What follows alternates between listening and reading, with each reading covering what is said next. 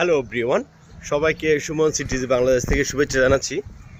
আশা করি সবাই ভালো আছেন, কিন্তু আমরা আপাতত ভালো নেই, যেহেতু বাংলাদেশে আজকে নির্বাচন।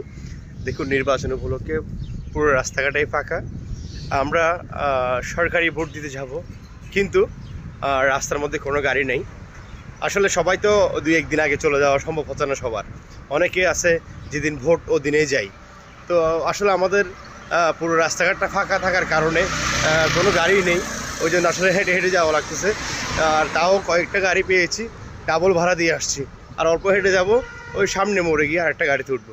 আসলে আমি আপনাদের ব্যাক ক্যামেরা দিয়ে দেখাই, রাস্তার মধ্যে কোনো গাড়ি নেই। দেখুন বন্ধুরা, পুরা বহদ্দারহাট থেকে শুরু করে কাপ্তা রাস্তার মাথা পর্যন্ত কোনো গাড়ি নেই। দুই একটা মাহিন্দ্রা, দুই একটা রিক্সা আছে, তবে এগুলোর রেট অনেক বেশি, তবে তাও আবার খালি নেই। দুই একটা আছে, এগুলা লোকে প্যাসেঞ্জারে ভরপুর। আর তবুও দেখা যাক, আজকে যেহেতু কষ্ট করে ভোট দিব এবং ভোট দিতে হবে, দেখি আগামী দিনগুলো আমাদের কিভাবে যায়। তবে আমার মতে এই কয়েকটা লোকাল গাড়ি থাকা প্রয়োজন ছিল এবং দরকারও ছিল, যেহেতু মানুষজনগুলো যাবে বাড়িতে ভোট দিতে, তাও সরকারি ভোট। এটা নিজের কোনো পার্সোনাল কাজ নাই। কাজ থাকলে তো নিজের পার্সোনাল কাজ থাকলে তো ডাবল ভাড়া দিয়ে যাওয়া যায়, ঠিক আছে, কিন্তু আসলে সরকারি ভোট দিতে যাব। আসলে সরকার তো সবাইকে সব কিছু দেয় না, কিন্তু আমাদেরকে তবুও প্রশাসনের দরকার ছিল কয়েকটা গাড়ি চলাচল করার অনুমতি দেওয়া। আসলে অনুমতি যদি দিত, আজকে আমাদের কিছু মানুষের এরকম কষ্ট হতো না।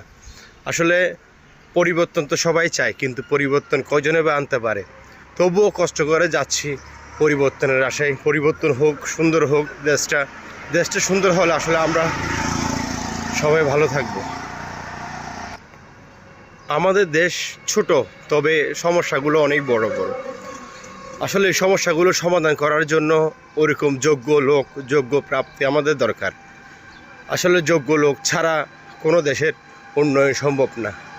দেশের উন্নয়ন করতে গেলে একজন যোগ্য লোকের প্রয়োজন।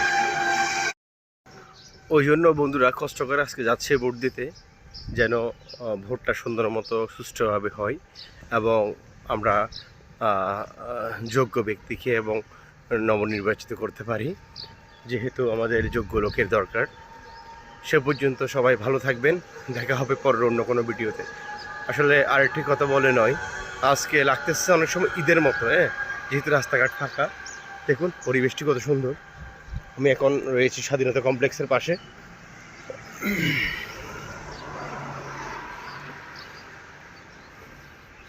ওকে বন্ধুরা, আজ এ পর্যন্ত, সবাই ভালো থাকবেন।